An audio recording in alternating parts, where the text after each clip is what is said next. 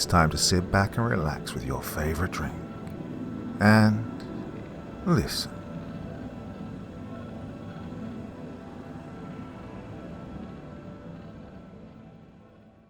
I'm a SWAT officer who was sent to investigate a rural Alaskan town.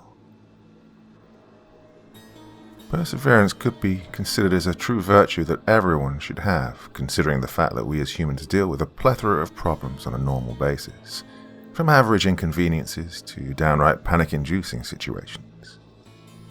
The general outcome of all these situations is adapting to them, overcoming them in some way, whether that be physically or mentally.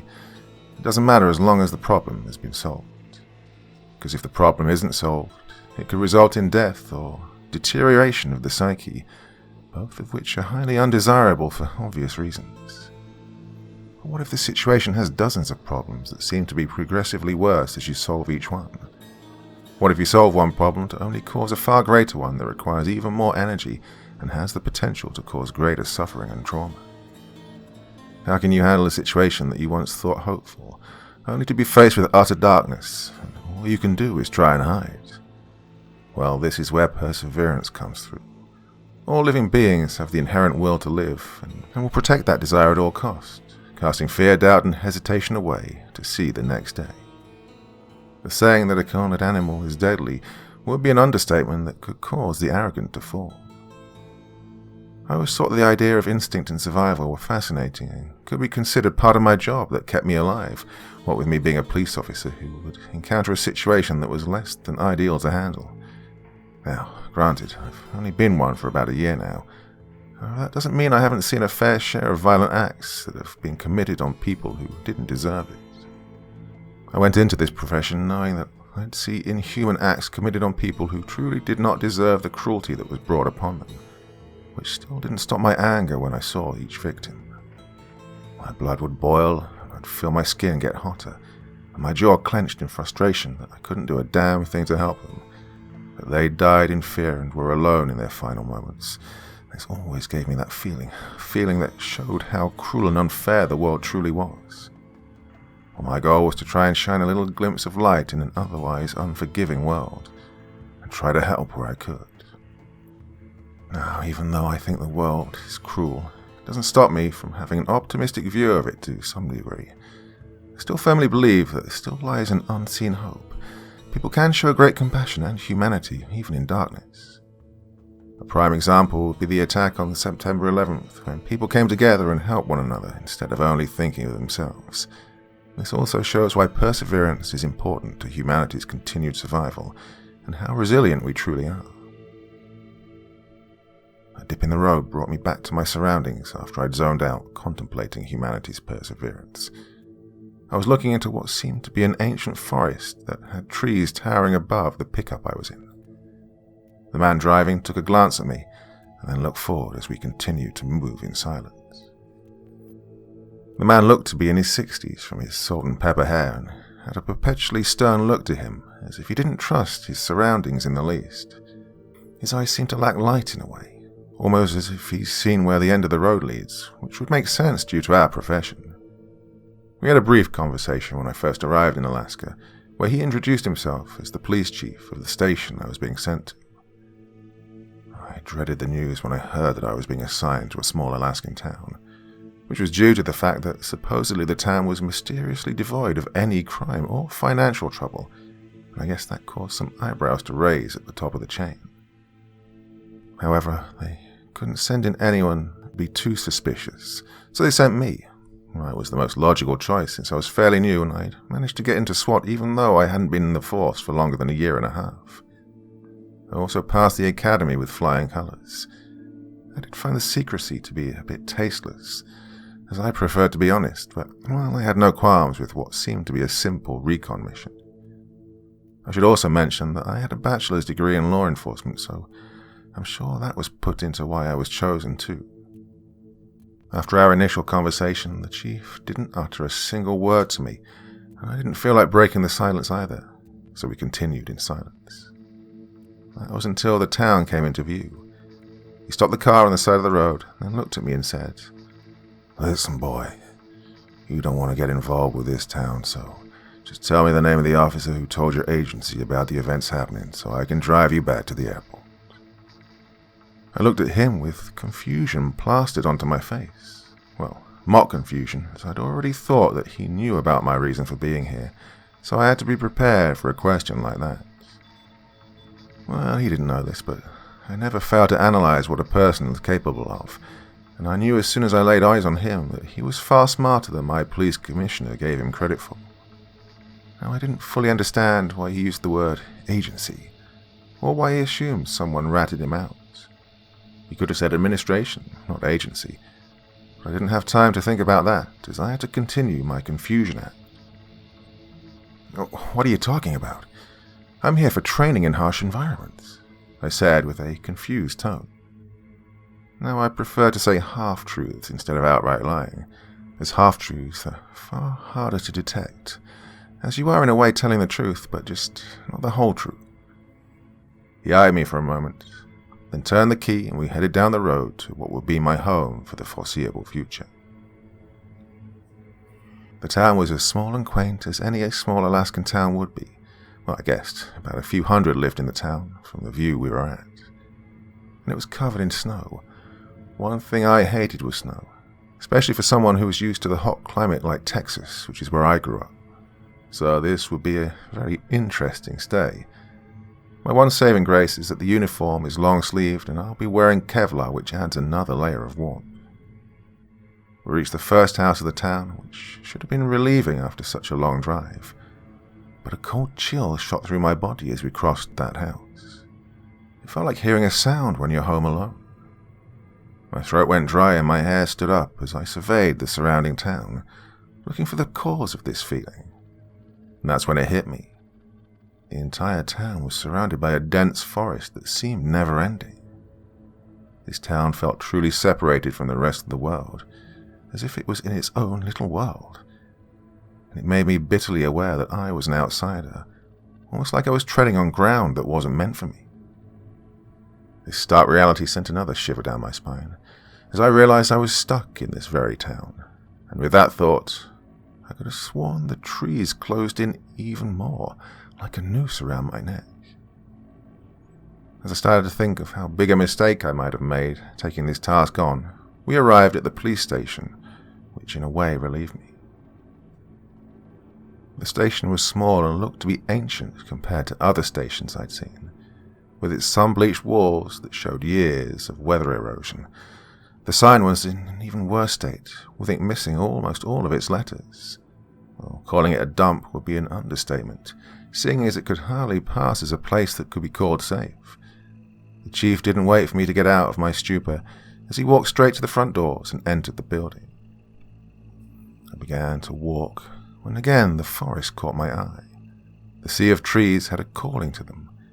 It was almost as if I was entranced by the forest, or more accurately, I suppose, would be entranced by what was in that ancient foliage. The doors to the station let out a squeak as I stepped into the main lobby. I was quite impressed by the size of the station, as it seemed to stretch on, halls that seemed to look never-ending. The station had a sterile feel about it, similar to a doctor's office, as nothing was hung on the walls, and the center desk didn't have anything but a prehistoric computer sitting atop it. I saw the chief enter the back section of the station, so I fast walked to his side as he began to talk. "We don't have any available houses for you to rent, so you'll just have to stay at our motel while you work down here. You can find some better-fitting clothes at the convenience store down the road next to the motel. That's also the place you'll get your food, since we don't have a supermarket." I had expected both of these situations to be the case, as the town was barely even considered a town due to its size. It would still be a tad inconvenient. That couldn't be helped. He then suddenly stopped, which caught me off guard, and said, "Well, there are also some rules I'm going to tell you, and I won't repeat myself, so listen up.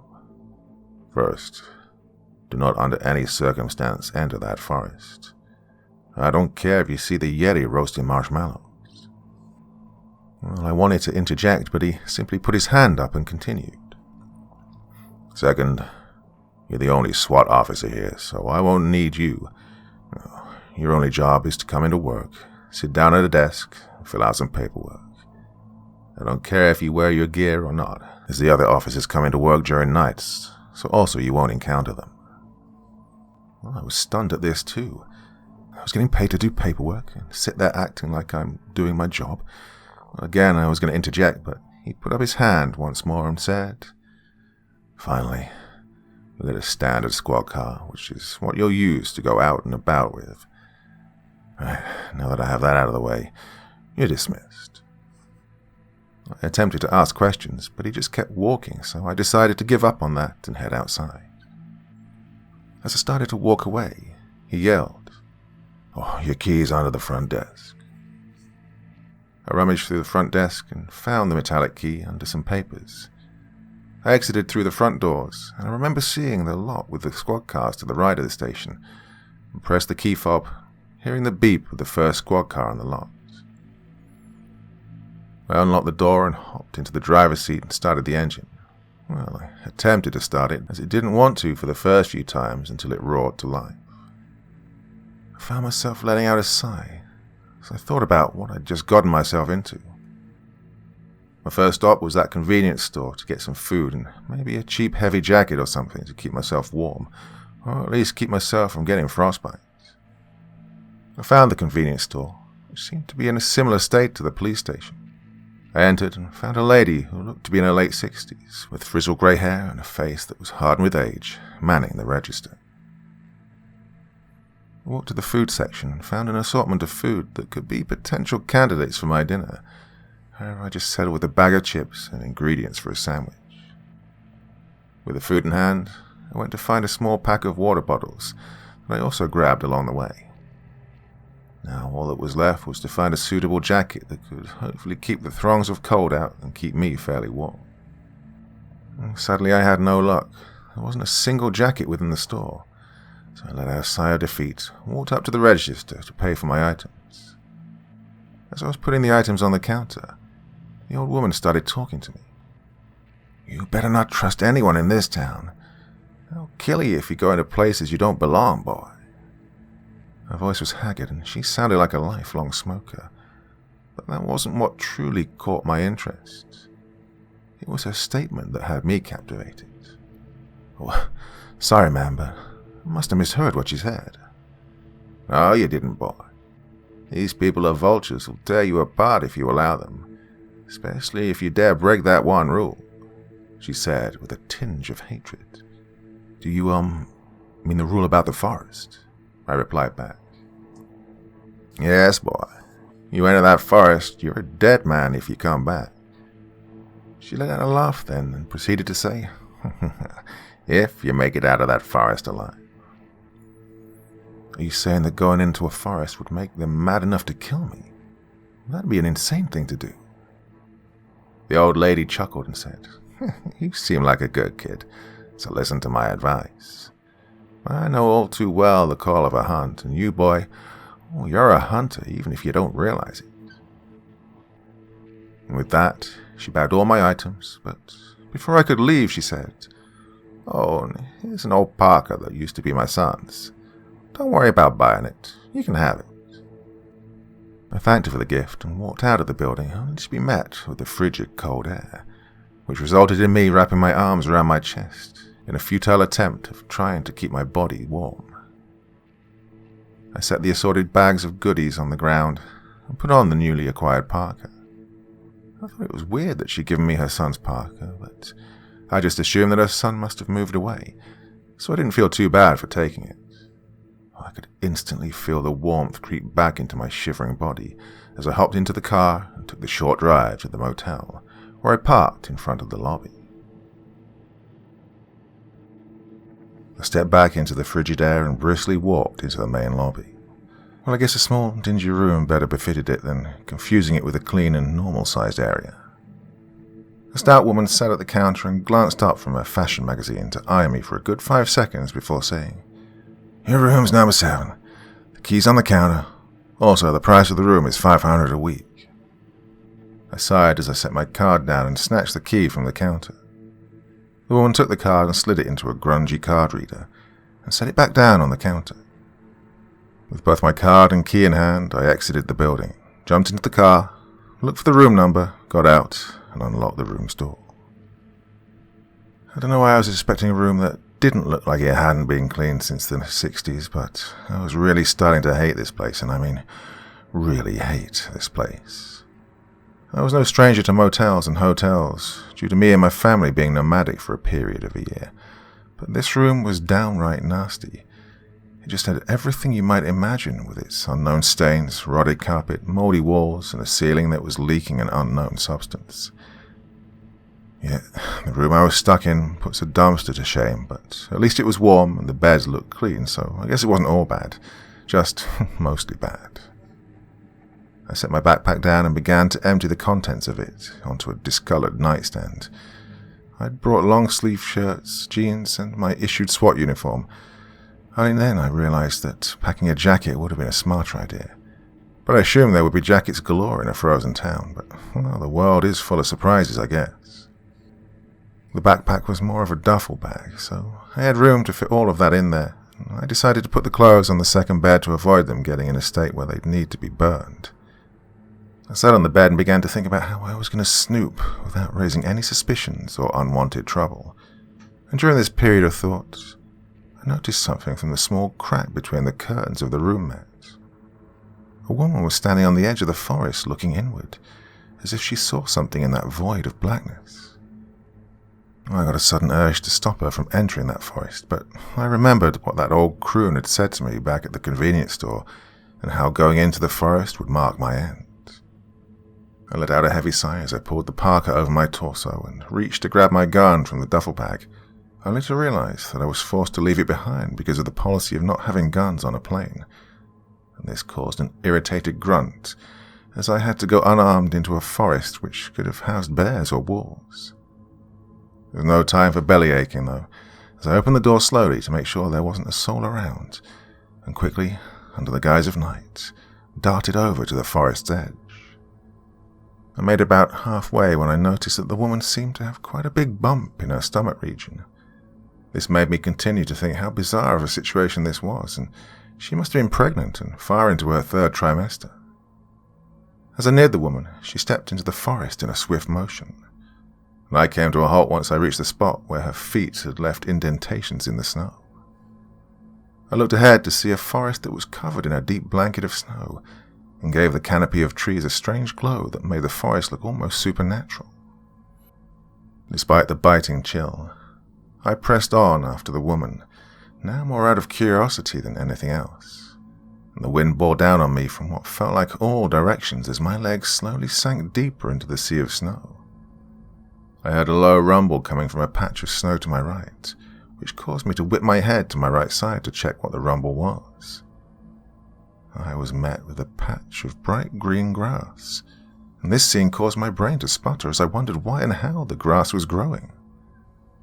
I then turned my head around and was met with a similar scene in all directions. The biting chill of the cold had vanished altogether, and I was standing in a lush forest. I tried to swallow, but the spit got caught in my throat. My entire being was on high alert. The current situation I found myself in was just wrong. I've been in my fair share of uncomfortable situations, but this took the top spot.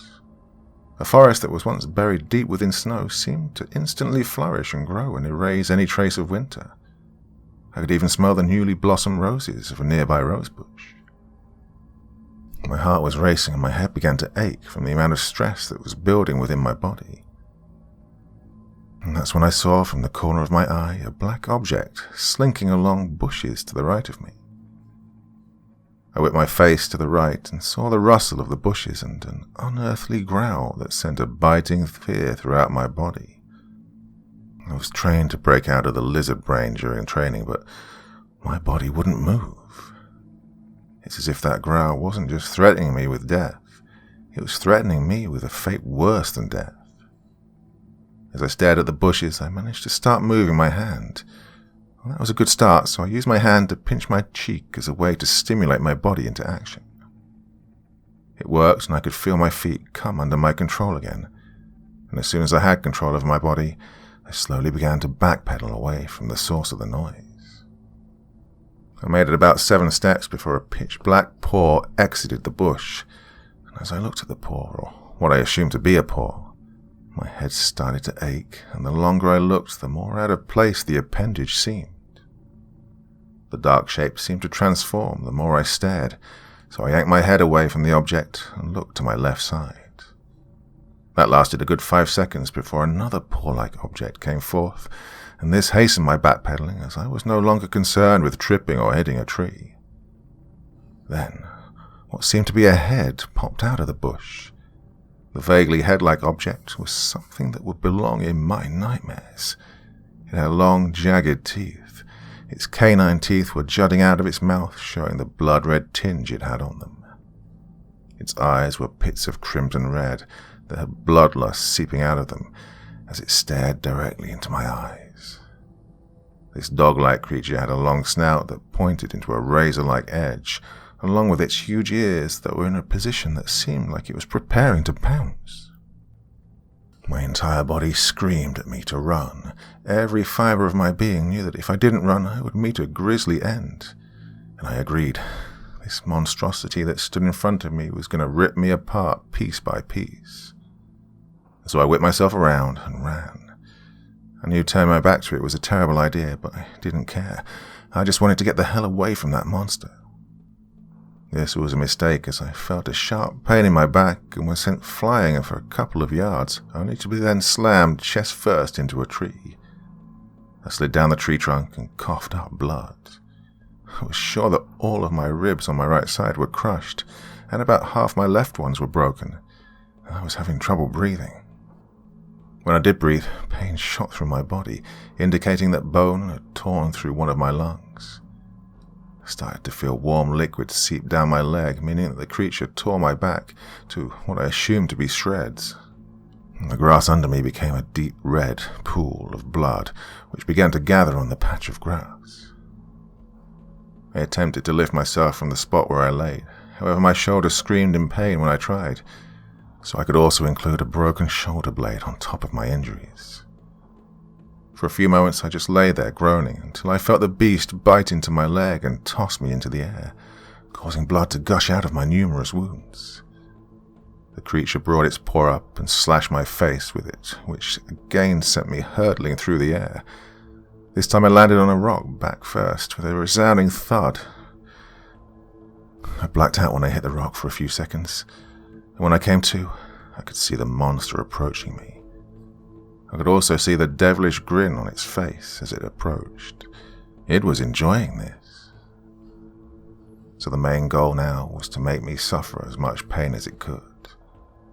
This caused something to snap in my head, and I began to laugh uncontrollably.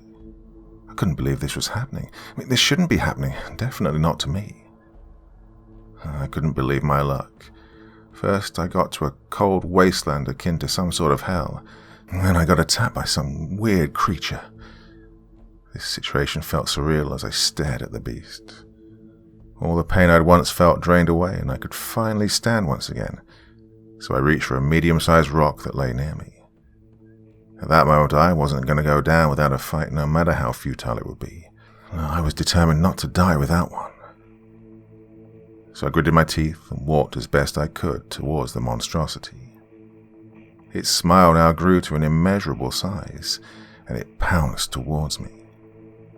Its movements were a flash, but I managed to land a solid and hard strike as it neared me, and this caused the head of it to swing to the left, and some form of liquid trickled out of the wound on the left side of its face.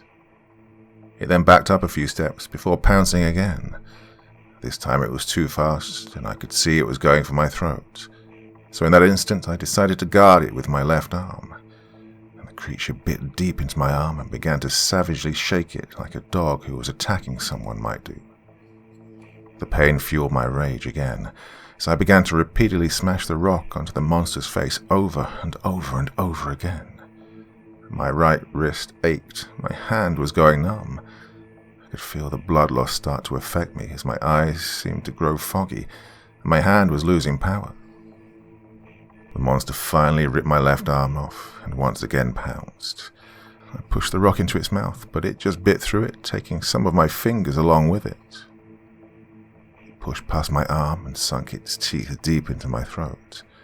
Blood exploded from my mouth as I made futile attempts to push it off, only to find it biting me harder. The pain returned and my body could no longer handle the blood loss, so I wasn't surprised to find myself falling back onto that rock. The monster began to savagely rip my jugular out, and as it did that, it raised its paw once again and brought it down to my face. This time it ripped through my right eye with its middle claw, and then it slowly ate my jugular in front of me as some sort of reward. Oh, people always said that your life flashes before your eyes when you're about to die. But for me, all I saw was the creature slowly finish off my jugular and then proceed to eat my left arm. At that moment, all I felt was resignation. I tried my best and did all I could, but I still lost. As I was thinking this, I looked past the creature with my remaining eye and saw something peculiar. 2 people were approaching the creature.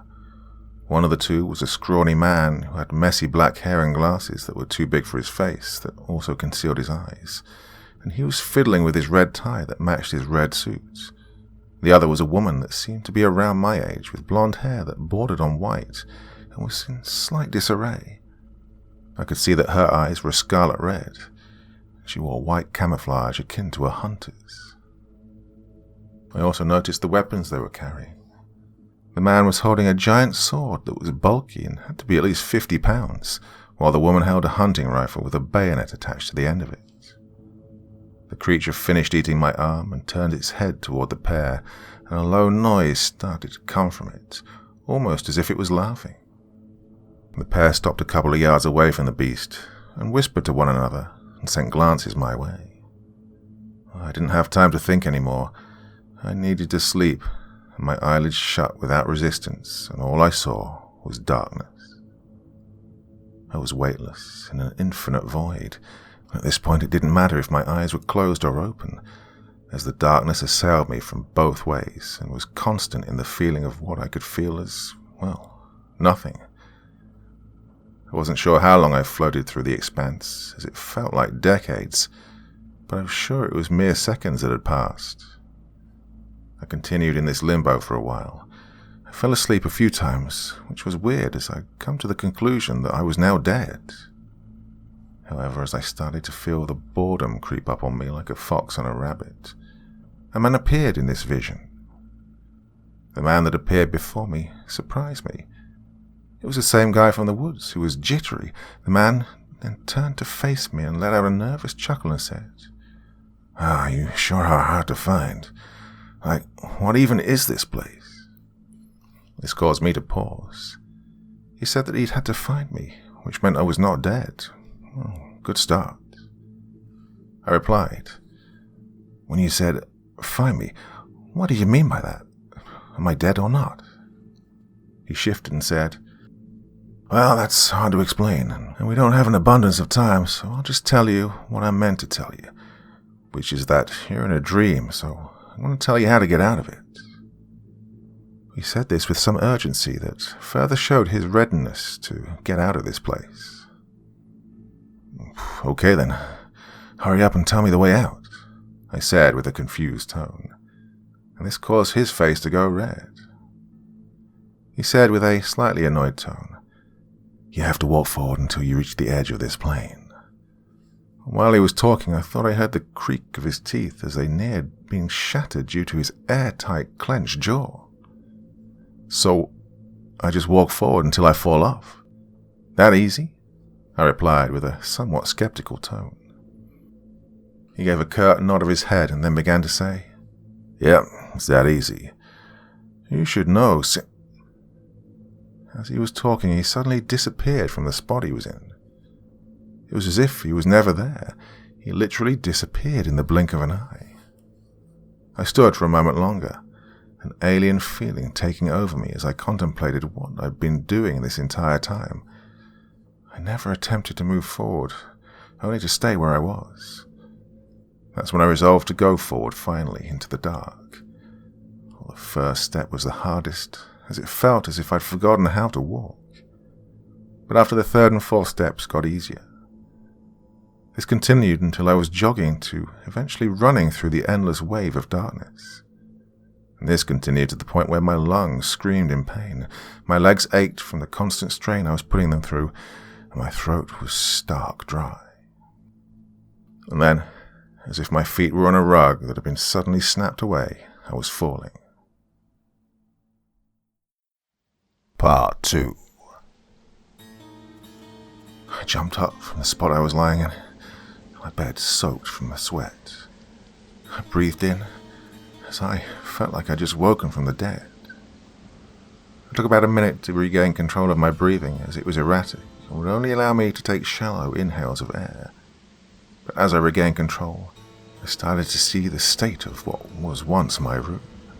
Now, the reason I say once was, is for the fact that I must have been dragged off into a luxury penthouse, as the room had furniture that seemed to have some kind of gold outline on some or most of it. The furniture had a sharp and modern look to it, and I could tell from a glance that it was made of top-quality material. I shuddered from the suspected price of all this. I glanced over to the black duffel bag on the mahogany table. It was in stark contrast to the rest of the room. I pushed myself off the bed and walked over to the duffel bag that sat on the table and began to inspect it. It was a plain duffel bag that you might buy anywhere, so I unzipped the bag to take a look at the contents. What I saw surprised me. The first item was a uniform I was extremely familiar with. It was my standard issue uniform as SWAT, which included a matching shirt and pants, along with a heavy Kevlar vest that had a pistol holder and a knife holster. A bulletproof helmet and a black ski mask with a skull design were also among the clothes. Under all of that was a black tactical belt that had pouches for ammunition, along with a holster for a pistol and a place for a knife. And under all of that sat a pair of matching Glock 18s with two black tactical knives sitting alongside them. All of this baffled me, as I was certain that I hadn't had any guns or knives on me, as they were against flight regulations, so how I'd gotten them was extremely confusing. And the uniform and gear were made of different material, which was rougher and heavier than my last set. Then I looked towards the front door and saw a huge crate sitting to the left of the door frame, which went across until it reached a window that had its curtains drawn. I stopped at the middle of the crate and leaned over to pop the two locks that held it down. And when I opened the crate, all I could do was stare in dismay. The crate had an MP5 along with black combat boots that sat upon a mountain of magazines for the Glock and MP5, enough ammo to supply a small army. That's when I came to the realization that something had happened to me. That's also when I remembered the events that had transpired in that forest. All of this gave me a dull headache, as I contemplated what could be a plausible and reasonable explanation for what was going on, and why I had enough armaments for me to take on an army. All I could come up with was some wild theories and conspiracies, so I resolved myself to get some fresh air and headed for the door. I grasped the gold handle, twisted it and pushed the door open, and was met with a hallway that led to either a dead end or an elevator. So I made my way towards the elevator and pressed the button to what I assumed to be the ground floor. Stereotypical elevator music assaulted my ears as I made my way down the 7 floors until I felt the elevator land at its destination. I walked through the lobby, ignoring the tired receptionist, and walking to the sliding glass doors. I walked through the doors, and what I saw and felt caused me to choke in surprise. The scene that greeted me made me feel a mixture of astonishment and surprise, both of which were intense and equal in caliber. The road was full of people walking along sidewalks, adorned with vendors who were hollering for people to check their wares and insisting on the prestige of their items in equal measures. I also noticed the heat and cool breeze that accompanied the scene. It felt as if it was a midsummer afternoon. It caused my skin to tingle from the humidity that was mixed in. The buildings were also in an almost pristine state, as if the city had just been built a year ago. The sidewalk had an unearthly white hue to it that indicated it being just paved, as did the roads, along with a straight double yellow line in the middle. The buildings were densely packed together, similar to a city. But this city was a majestic sight to behold. Quickly realized, however, that this wasn't the rural Alaskan town I'd initially arrived in, which brought the question of how I got from there to here. I had no recollection of ever getting in a car or on a plane after I'd been attacked. That thought caused me to yank my phone out and go to the camera. So I flicked the camera and confirmed my thoughts. I did indeed have a long and jagged scar along my right eye where the creature had slashed me. I opened and closed my eye several times.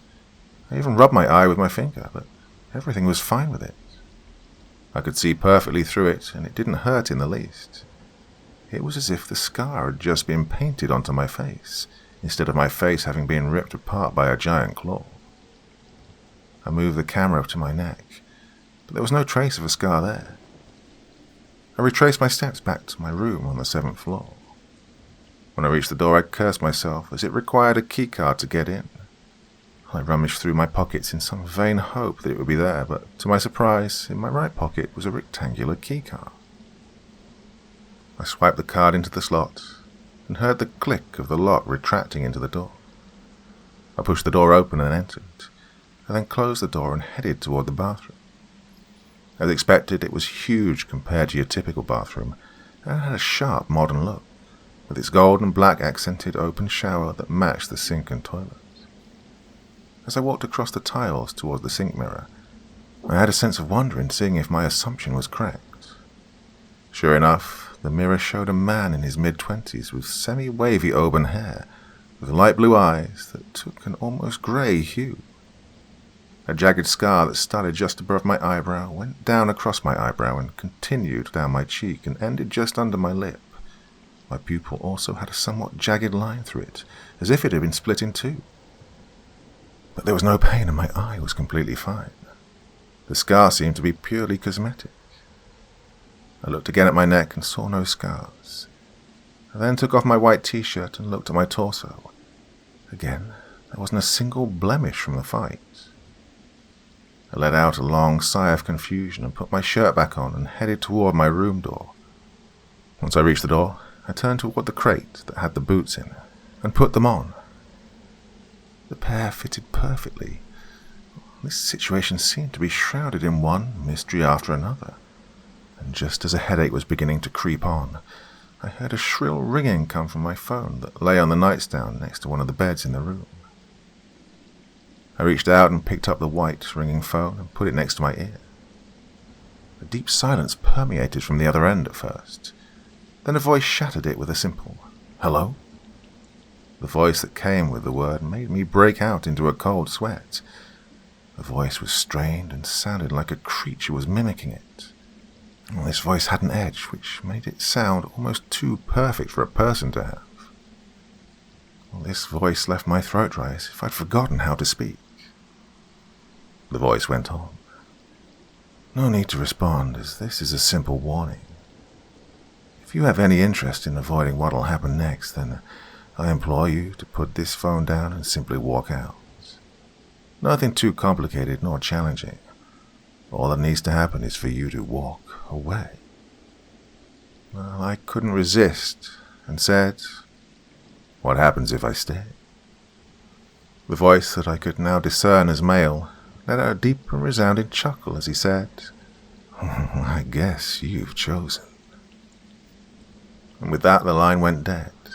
The blaring of the phone masked a new sound. This sound was muffled at first, sounding as if something was being dragged across the floor and hitting a wall. But as each second passed, the noise grew in volume and seemed to get closer. I also noticed that it had been getting faster and faster. The noise was so close that it sounded like it was barreling through the room. I was then forced to leap out of the spot I'd been standing in as a hulking beast burst through the wall. Splinters of wood flew throughout the room as I crashed into the crate holding the ammo, my body half sliding down the side and half laying on top of it. And the creature swung a huge limb at me that seemed to be tangled and gnarled by a thick bundle of barbed wire. I narrowly scrambled down the crate, managing to dodge the attack, except for a small gash that flowed crimson on my cheek. Time seemed to slow, and my heart seemed to be ready to burst from my chest as I thought about my options. I could no longer get the MP5 from the crate, as the beast was a few centimeters from it, leaving me with only one option. I crawled between its bloated legs, and as I got behind it, I managed to half stumble, half run to the table that had the knives and the pair of Glocks. The creature had amazing reflexes for a thing its size, and it twisted around and attempted another bludgeoning attack, again narrowly missing me, only leaving me with its stench. I slammed into the table, grabbing one of the knives with my left hand and one of the Glocks with my right. I let out a triumphant laugh as I swung the gun toward the hulking mass and squeezed the trigger. But instead of hearing a booming gunshot, I got a click, which caused my heart to sink. The weapon wasn't loaded. I had now completely exposed myself, so when the monster pummeled my side with its barred fist, I wasn't caught off guard. No, I just flew through the wall of my neighboring room and landed on its bed. I'd been winded from that punch, but managed to pull myself out of the way of the next attack. Still had enough stamina left to barrel through the door and run down the hallway into a nearby staircase. As I stumbled down the staircase, doing 2 or 3 steps at a time, I could still hear the hulking mass follow me. Luckily for me, the creature's hulking stature provided ample distance between it and me. As I reached the door to the 6th floor, reality slammed me with another obstacle. The dog-like creature from the forest was blocking my way to the rest of the staircase. I pushed the door to the 6th open and brought it to a slamming shut just as the dog stuck its snout between the door and the doorframe. In my rush, I raised my left arm and brought the knife down onto the snout that was preventing the door from shutting. The creature let out a howl that sounded broken and had a wet gurgling to it as if it was choking. But that didn't stop me as I pulled the knife out and swung again and again and again. I then slammed the door hard on the snout of the monster and darted forward.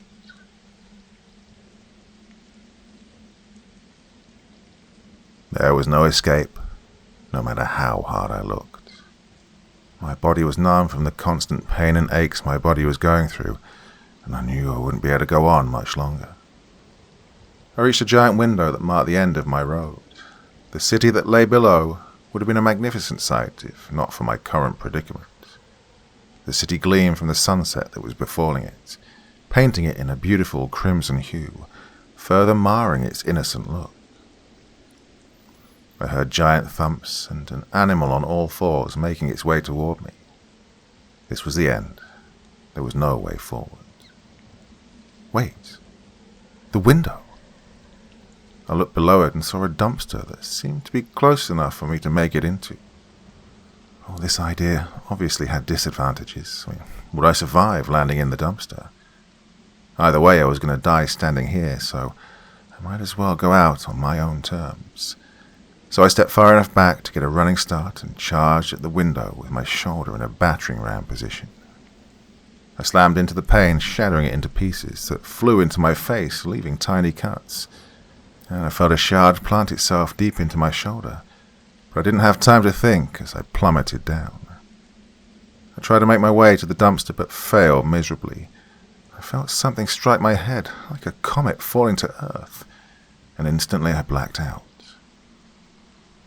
I was once again in the dark abyss as before, but this time it seemed like it was slightly lighter, as if there was a light source somewhere. I took a brief look around me to see what it was, and found a faint glimmer in the distance. The man wasn't around this time, so I decided to walk toward the source of the glimmer, making me feel more at ease than the time I'd run blindly in the dark. Walking was going to take too long, so I broke out into a sprint once again.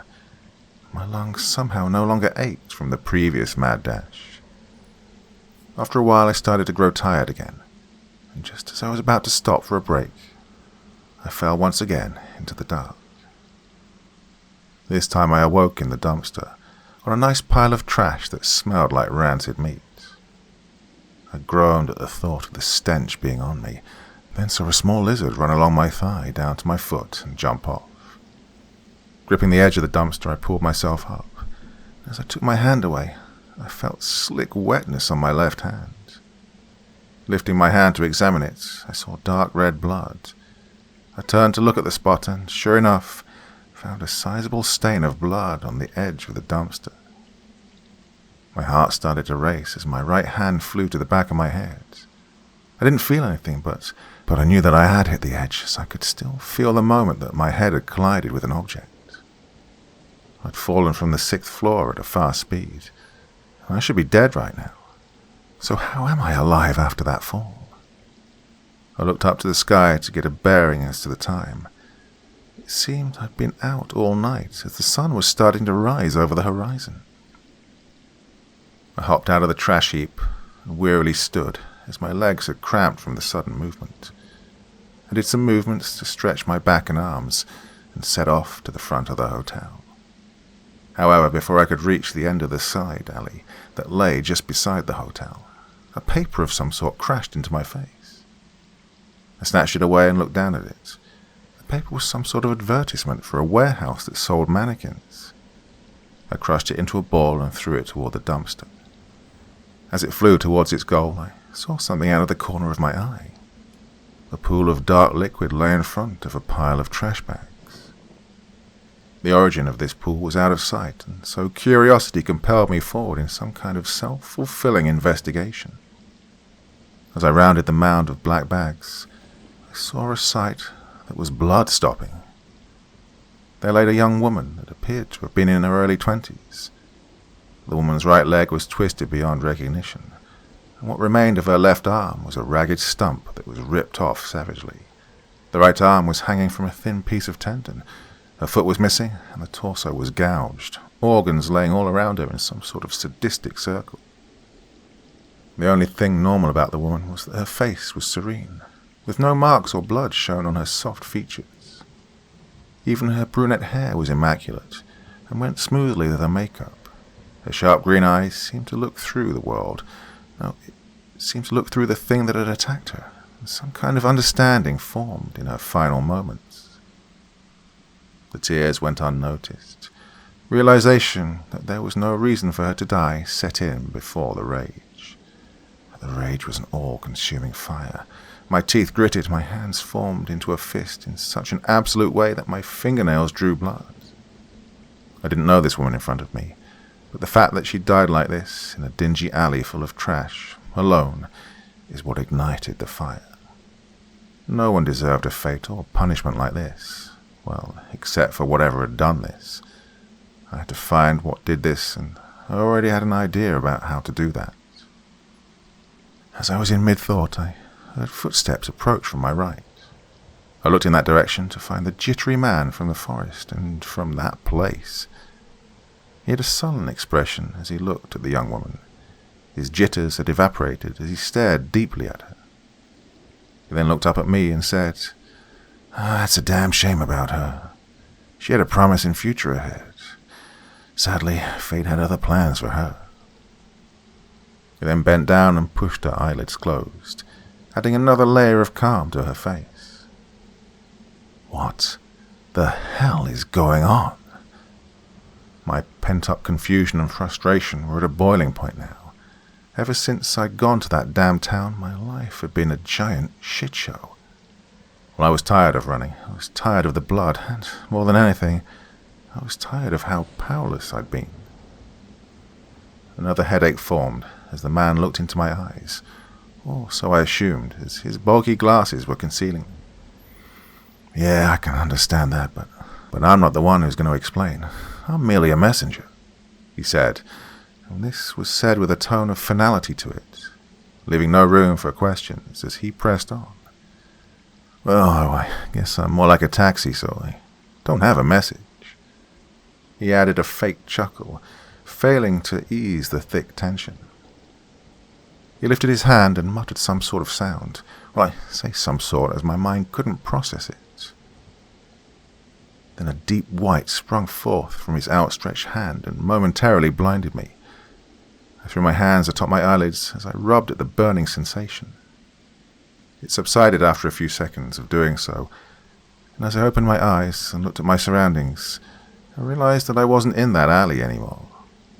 I was in some sort of office. Desks lined the room in various arrangements that opted for a more open layout. There was little time to survey the area. The people that stood looking at me with mouths agape told me that this had surprised them just as much as me. They shot their hands up and pointed at me, all producing the same sound as the jittery man. Different beams of light exploded from all of their hands. The light was far less overwhelming than the man with the glasses had been, but I could feel the light implode on my body as it connected with me. But, well, I didn't feel a single thing, nor was I hurt. Smoke flooded across me like some kind of mist blocking my view. I looked at my body, and not even my clothes seemed to be ruffled in the slightest. I could feel the magic that had assailed me. It almost had a sticky feel to it, like when the humidity is high and you can feel it. I then noticed that the smoke could be used as my escape, so I quietly moved through it in the opposite direction from my assailants. At least, that's what I thought until I ran into one of them. It was a woman around my age, with long black hair, vibrant blue eyes, with a light tan on her skin. What scared me most was the devilish grin that was plastered onto her face, almost like she enjoyed this. We locked eyes for what felt like an eternity. Her hands were starting to glow bright red, energy swirling like a vortex. I gulped hard and prepared for what would surely be an unpleasant time. And that was before a howl made the room grow into an overbearing silence, one that was followed by sickly tension. The smoke still crowded my view of the area, only allowing me to glance at this woman. She sprang out of the cloud of smoke, leaving me alone. Well, I wasn't in dreadful silence for long, as shortly after the woman had left, I heard screams of terror and pain. These sounds cascaded the room in a delirious motion.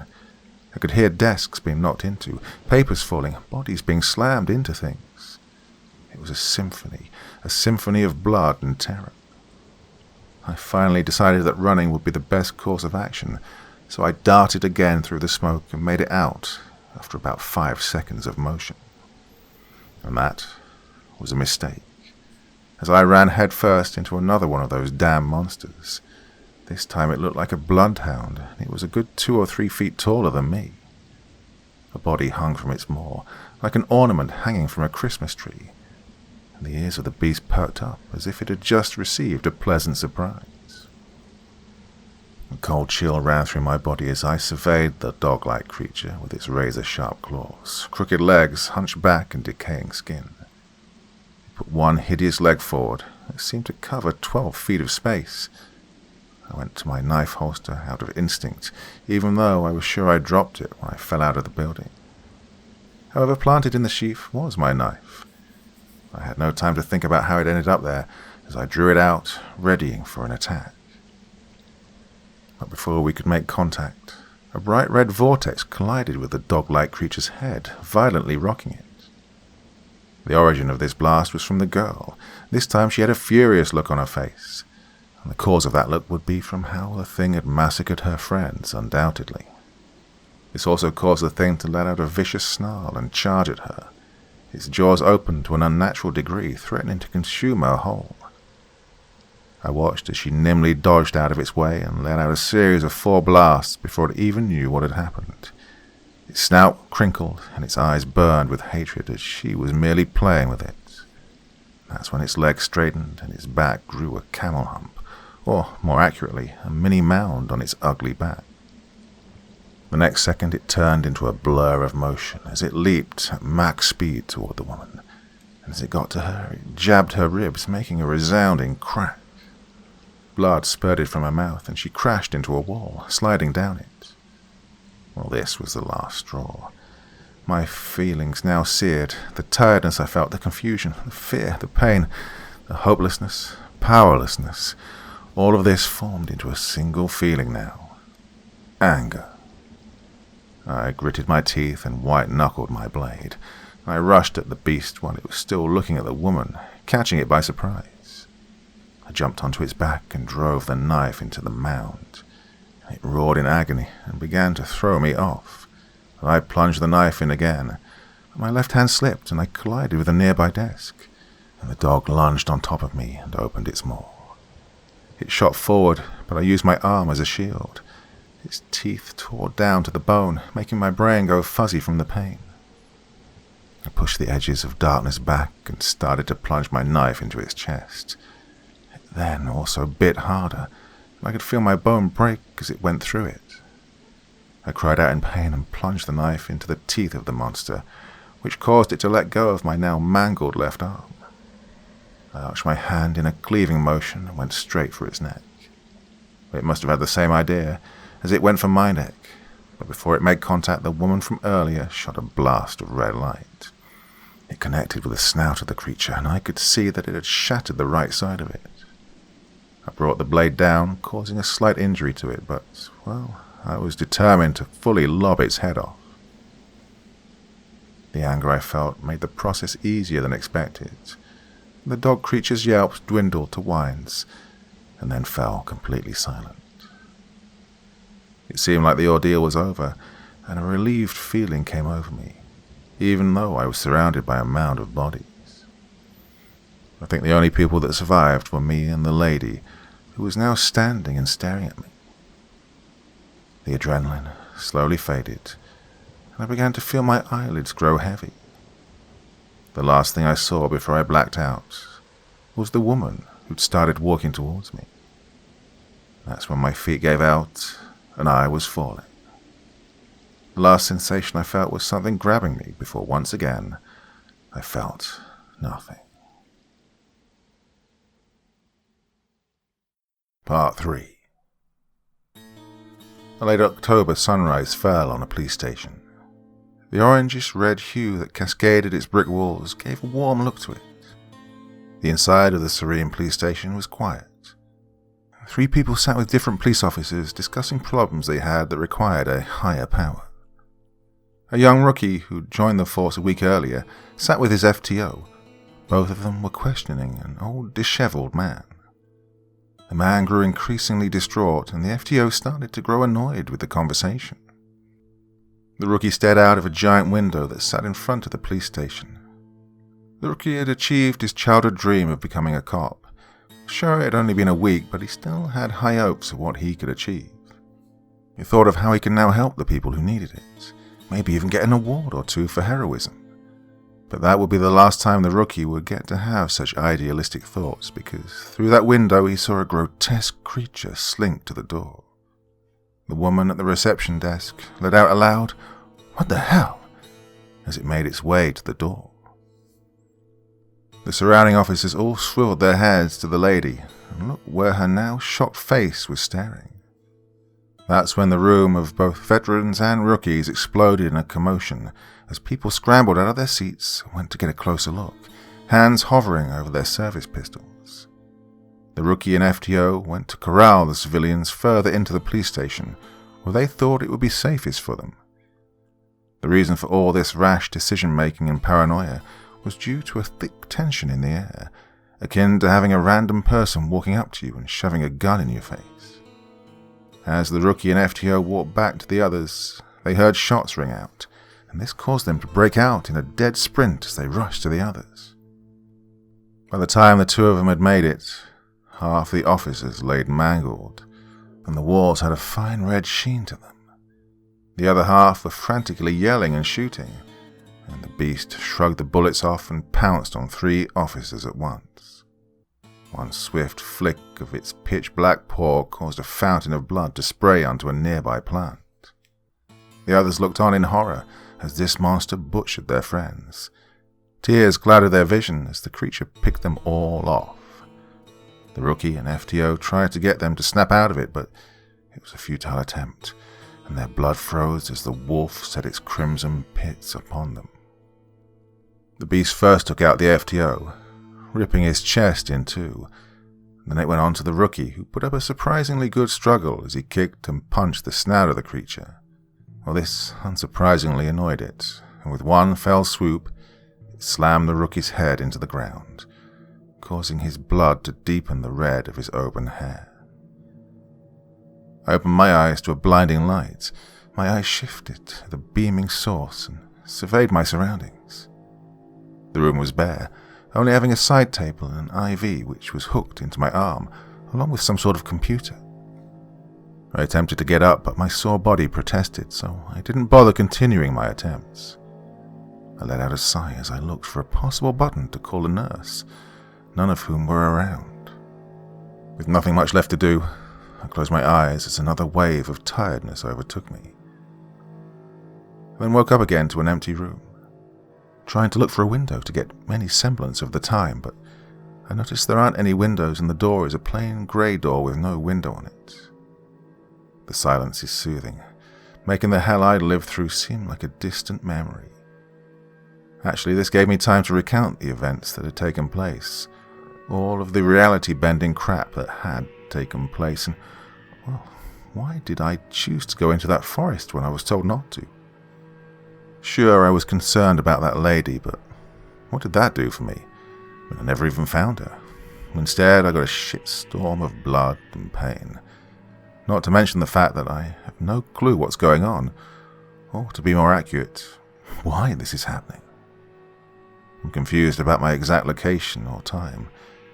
Did I die in that forest, or did I just crack and everything that's happening is some sort of psychotic breakdown? Is anything I do here real, or is it all just some sort of illusion? I feel no fatigue and my muscles only ache, even though I'm sure my arm was bitten off and rebitten during the second attack. But as I look at it, nothing seems to be wrong with it. The only indication I was ever hurt is a scar in the shape of the thing's maw.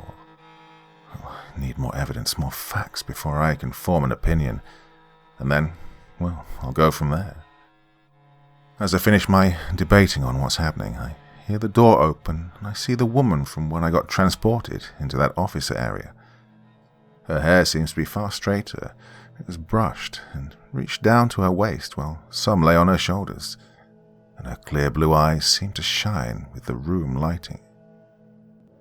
She pulled a chair from a corner that I didn't previously check and sat right next to my bed. She didn't seem angry, which was quite surprising as I'd literally been her enemy the last time we'd met. Well, I guess I was in an alley before blacking out. And she let out a sigh and closed her eyes as if searching for the right words. I, on the other hand, shifted uncomfortably at the strangeness of the situation. She began. Before you say a word, I'm going to tell you how this conversation is going to go. First, I'll ask a question and you'll answer. You'll not ask questions until I've finished with mine. You'll only answer the questions and will avoid talking before I'm done. Lastly, you shall not ask me if I feel like killing you, as I believe we're past that. She said this in a stern but soft voice which caught me off guard. Also, who says that? Shan't. Well, I nodded my head in agreement, as I wasn't in the position to challenge her, and her voice was nice to listen to, so it wasn't a big problem. Though I was curious as to what questions she could possibly have about me. I first want to know how you found our location, she said flatly. Well, a shaky man walked up to me and said a few words. Then a blinding light shot from his hand, and by the time I could see, I was at that office, I said. Well, she looked at me and then said, What is your purpose for being here? Well, I was sent here to investigate the town, or I guess I should say my original purpose was to investigate a rural Alaskan town, I muttered, not having much of a choice. She eyed me with great suspicion and asked, How did you end up in a Texas city? Well, this hit me like a ton of bricks. I had my suspicions that I was in a different place due to the fact it was hot and humid with no snow in sight, but her confirming it made it seem unreal. How the hell did I end up in Texas? The mere thought was hard to process and brought an endless stream of questions. When that wolf monster attacked me, did I somehow survive and get transported back? Well, that wouldn't even make sense. None of it made sense. I wanted to ask her, but I remembered her words and held my tongue. She eyed me for another minute before continuing. Well, you seem shocked and confused, but I must continue with my questions. So if you were sent to investigate, does that mean you're a detective? No, I'm with SWAT. A police commissioner sent me to investigate something in that town.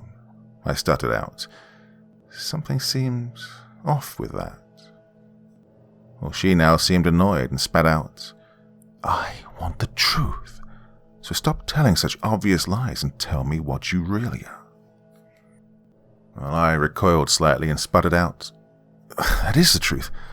I am a SWAT officer and I was supposed to investigate." Well, I couldn't remember what the point of going to that town was. It was like a haze now and clouded in my mind. Something was on the verge of my mind, but I couldn't remember what it was, no matter how hard I tried. Well, SWAT doesn't investigate. And why would a police commissioner send a cop to Alaska? Maybe you should have picked a better lie of being an FBI agent, or at least came up with a better story.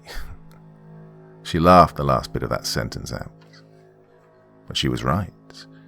None of what I was saying was making any sense. I tried to think back to the academy and the time I was on the force, but nothing came. I tried to remember my family and friends, however, all I got was the feeling that it was just out of my reach. I started to feel sick to my stomach. What am I doing here then? I mean, how did I end up in this situation if I don't even remember who I am or what I am? All I knew was my name. Hayden. Yes, I'm Hayden. That's who I am. Okay, I have an anchor and a lead as to who I am. I slowly inhaled and exhaled to recollect myself and calm down.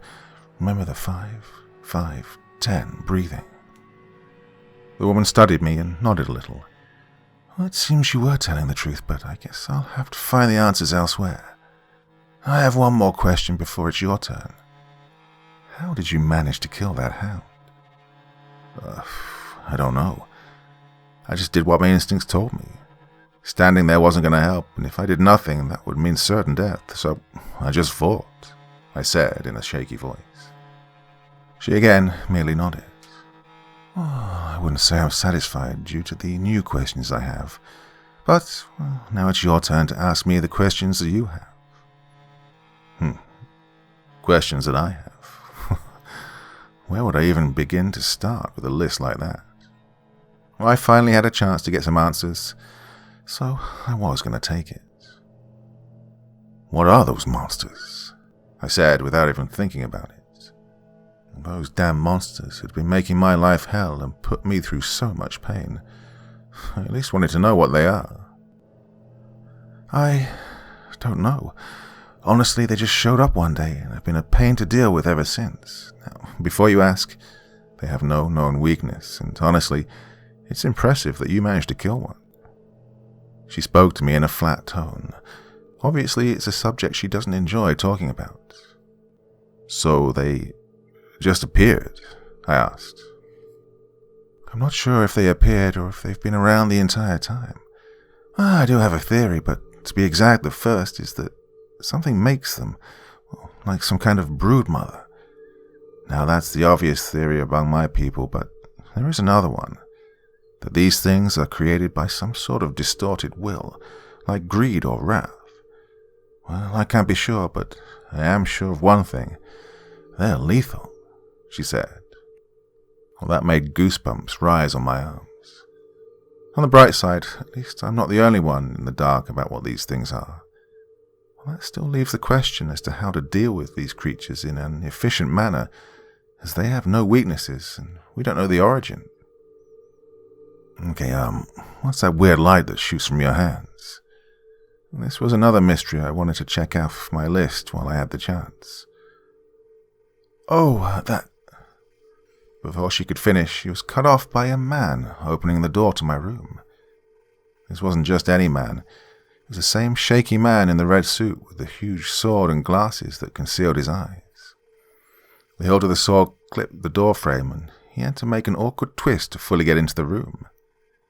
His glasses slid a bit due to the movement, causing him to push them back up as he turned back toward me and the girl. Sorry to interrupt you, Rin, but I have some bad news for the both of you, he said sheepishly. The woman I now know as Rin scoffed at this and said, What is it this time, you damn messenger? The last bit had a fusion of annoyance and anger. Okay, look, our guest and you have got to go into the field, the man said while putting his hands up defensively. Wait, field? I don't even know who you are, so why would I help you? I said with a mixture of confusion and interest. Sorry, but I don't feel like explaining, so I'll just send you both on your way, he said with a newfound confidence. Rin quickly tried to stammer out something, but it was too late, as the same blinding light appeared. As my eyes readjusted to the surroundings, I could see that I'd been transported into a room full of mannequins that occupied most of the giant building I was in. I looked to my right and found Rin looking around with what seemed to be high alert stitched onto her face. The lights in the building flickered with age and gave only a dim glow, lining most of the place in shadows. This building gave me the same adrenaline rush as the monsters that I'd been forced to fight, making me take a deep gulp as I thought about what lurked in those shadows. Rin's sudden grip on my shoulder made my heart slam into the back of my throat as I swung around to face her again. The light tan on her skin seemed to grow darker from the lack of light, and her blue eyes almost seemed to glow in the darkness. Though I'd apparently been staring for some time, as she gave me a death stare, so I decided to focus on finding a way out. I found a little success in my efforts as the far reaches of the building were shrouded in pitch-black darkness or covered in a pile of mannequins. Now, I took a longer look at the mannequins. They seemed to be quite old, well past the point of deterioration, as most had missing chunks or missing limbs. Though a few peculiar ones seemed to be missing eye indentations, which I found odd, but I didn't give much thought to. I was more glad that I don't have a phobia of mannequins. Well, it seems that an exit is nowhere to be found. God, that damn messenger sure does push my buttons. Rin's voice shook me out of my thoughts. So, this wasn't planned. Also, why did I get dragged along? I mean, my body still hurts from the last ordeal. I massaged a sore spot that seemed to pop out of nowhere as I was saying this. I have no clue why you keep getting dragged along, and it sure as hell wasn't planned. He does whatever he's told to by his master, even though he's one of the highest authorities in the agency. Her right hand did a weird hand motion as she finished her sentence. A sound resonated from a far corner. Plastic hitting concrete is what it resembled. Oh, my instincts screamed to run, but my feet stayed planted in some kind of false confidence. My blood was pumping, but it was more manageable than the fear I'd battled in the last few bouts of combat. Rin closed the distance between us, gluing herself next to my shoulder, stacking on me in the same way police officers would do when breaching a room. All right, we should start moving to a wall so we can more easily find an exit, she said in a surprisingly calm voice. I simply nodded. We both started to shuffle our way past groups of mannequins, some with eye indentations, others without.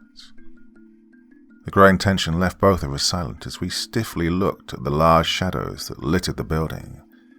Well, any moment, we were ready for one of those monsters to pop out and kill us. The silence was once again broken when we heard a snapping sound to our right, but the sound seemed to come from a good distance away, and so we proceeded on to find the nearest wall, although this time our footsteps seemed to make a cacophony of noise. Each step was some sort of blowhorn that bounced off the very walls. Oh, my blood ran cold as I could hear a snapping sound coming from my left. This time it sounded like it was only a few feet away.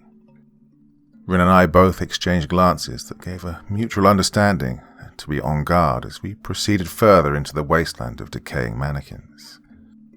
Suddenly I saw something dart right from the corner of my eye. I tensed and instinctively reached for my gun. To my surprise, my hand made contact with a metal object, causing me to look down and see that I was wearing my combat gear. Well, I hadn't noticed, as I was used to the weight of it, and since I lacked my headgear, I'd just assumed that I was still in the same clothes from that room. Wait, what was I wearing in that room? Rin must have noticed my expression as she said, "Yes, that man also equipped you with your gear during that light." I wanted to ask what the hell that ability was, but I saw another bit of movement, and this time it was much closer. I unholstered the Glock and made sure it was on semi and not automatic. I also quickly checked the mag to make sure ammo was in it, and sure enough there was. And then I looked up just in time to see a faceless mannequin charging at me in long strides. I choked at the sight and raised my pistol at it. It felt good to have a gun in my hands again, and it was equally good to squeeze the trigger and hear the bark of the pistol. My aim was true, and I saw the head of the mannequin yank back as it ragdolled to the floor. But that was just the beginning.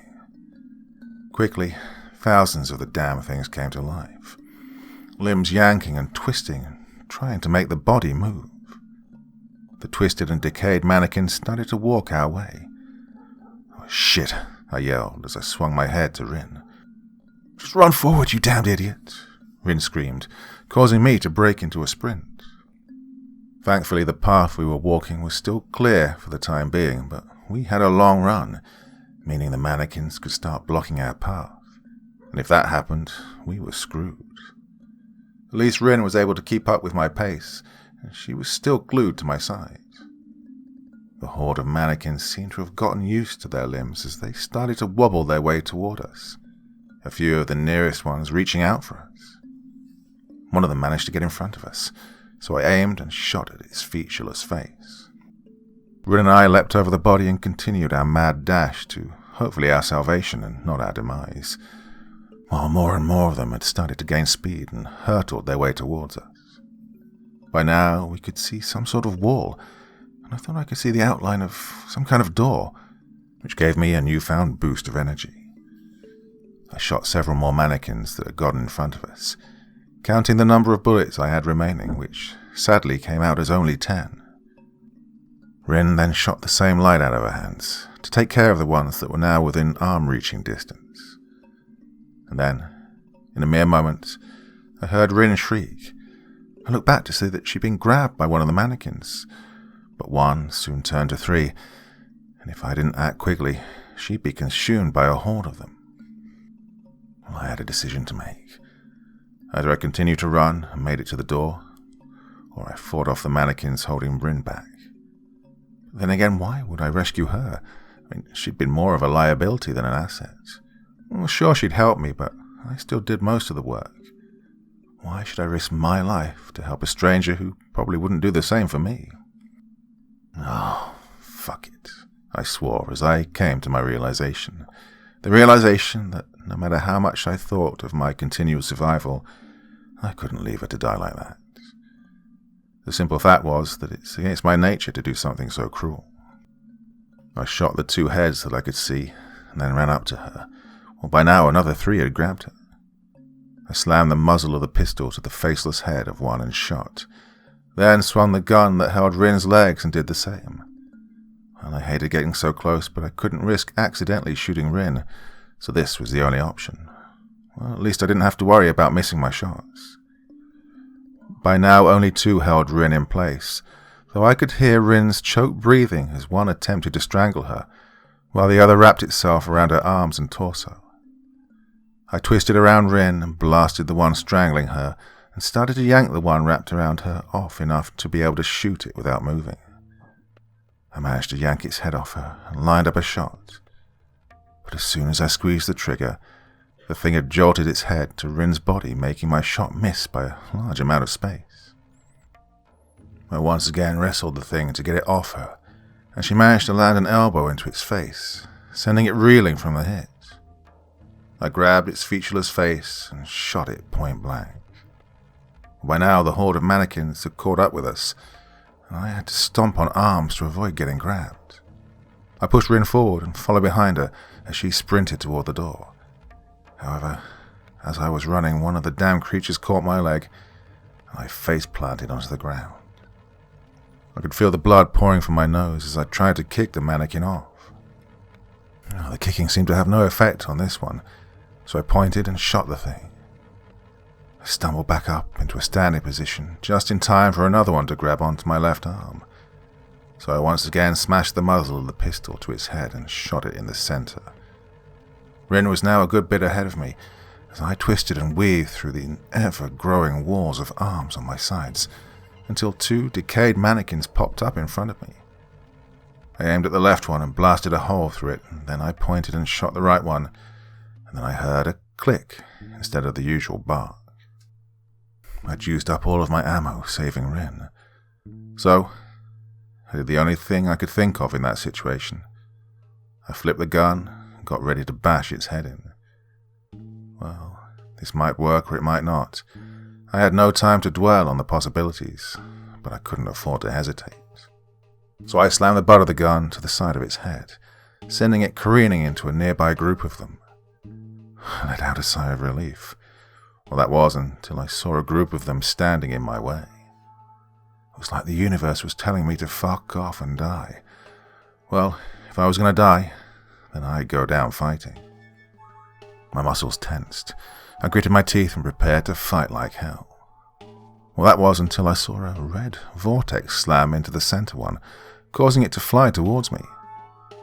I brushed that one to the side as the farthest right one went down next, and then the farthest left one's head exploded in a confetti of material. I slammed my gun into the right one and pushed the left one out of my way. "Get the hell over here!" I heard Rin yell as she covered me from the now open door. My feet slammed into the ground as I hauled ass to Rin and the door, fighting off the odd mannequin here and there who'd managed to crawl its way towards me. I almost ran over Rin as I barreled through the doorway into what seemed to be a lobby area.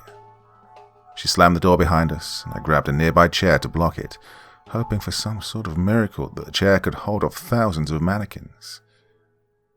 Rin and I looked around the room frantically, and both saw another door and ran toward that one next. As we reached the second door, the first one shattered and mannequins started to pool into the lobby area. I yanked this door open and came face to face with the outside world. I stumbled out of the door and jumped down a small set of stairs, Rin slamming the door shut and mirroring my movement. Well, this time we ran through tight alleyways, hoping to lose the horde if they were following. After what felt like an eternity, we finally felt that we'd made it a good way away from the accursed building, both of us panting heavily from the ordeal that had just transpired. I leaned against a nearby wall to catch my breath and take some of the weight off my legs. Rin went to my left and sat atop a dumpster. I needed some water badly, but I guess I'd have to survive without it for the time being. A silence befell both of us, as if we weren't sure what to say. We'd both saved each other in some kind of way, making me feel good that I'd guessed the type of person she was. That still didn't stop her from saying, "Hey, I just wanted to thank you for saving me, even if what you did was idiotic." Jeez, you really had to add the idiot part, didn't you? I chuckled out. I then heard a set of footsteps start to close in from my right, causing both Rin and I to jolt up from our resting position. I then quickly realized that I'd never switched the mag of my gun, so I slammed the mag release, unwrapped the spent bullets and shots to see if I had a spare mag in one of my pockets. Well, thankfully my hands found a full mag. I swung it out of the pocket and slammed it into the Glock, racking the slide as I readied the pistol in a firing stance. A man swaggered round the corner. Lucky for him, I know how to keep my index finger extended. Nevertheless, we both stayed tense as the man in front of us was giving off a very strange feeling, almost a disarming feeling, a feeling that made us feel safe and warm, that we could trust this man. He was in his early 30s with deep red hair, a stubbly moustache with a set of perfect white teeth that seemed to radiate from the light. His almond-browed eyes seemed to look at you with a sense of familiarity and welcome you with open arms.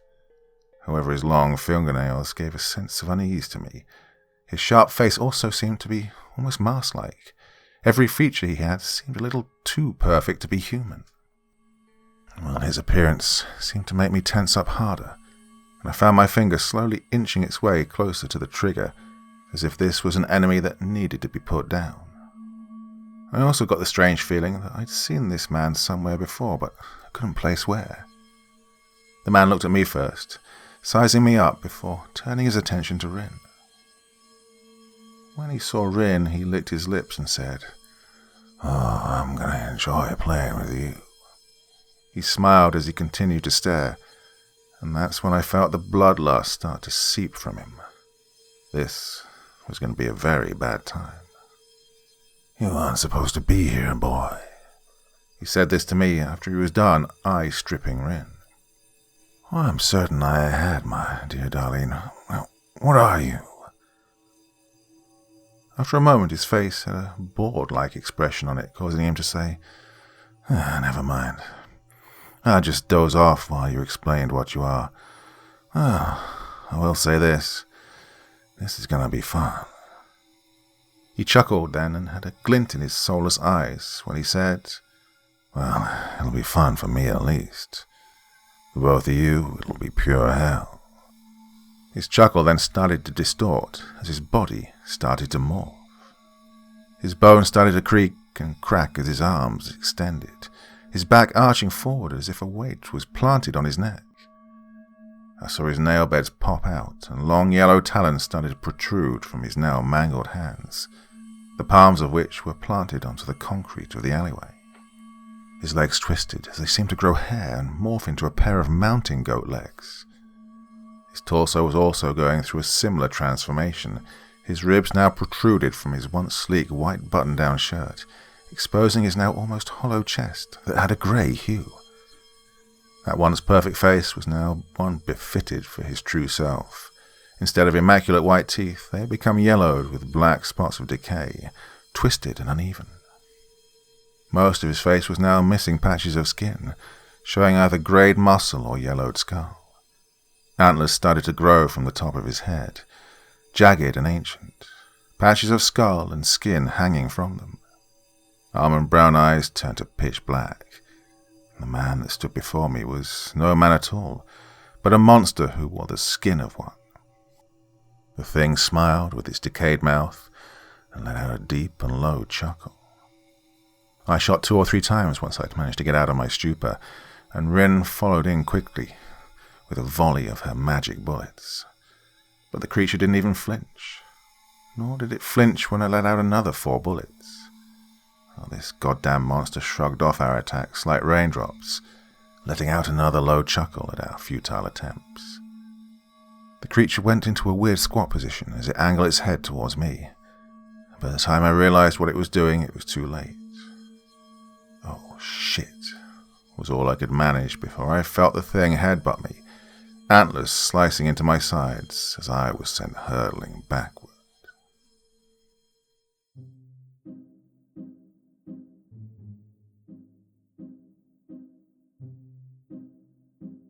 Well, a weird and wonderful one that was, don't you think?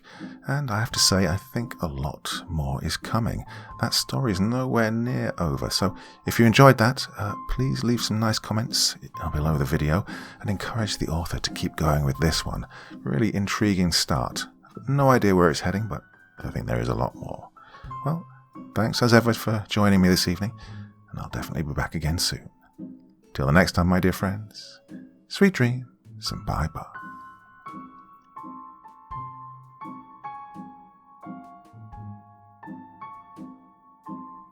Thank you so much for taking the time to listen to this story today. It really means a lot to me and to the author of the story, of course. Well, if you want to know more about me, I'm pretty much everywhere on social media. You can find me on Facebook, Twitter, Instagram. You can download my music on SoundCloud. I've got a Patreon if you feel like. Throw me $1 or 2. Very much appreciated. And of course, on Reddit, I have a place where you can leave stories if you want me to read one that you've written. Well, hoping to see you all again very soon. Till then, sweet dreams, and bye-bye.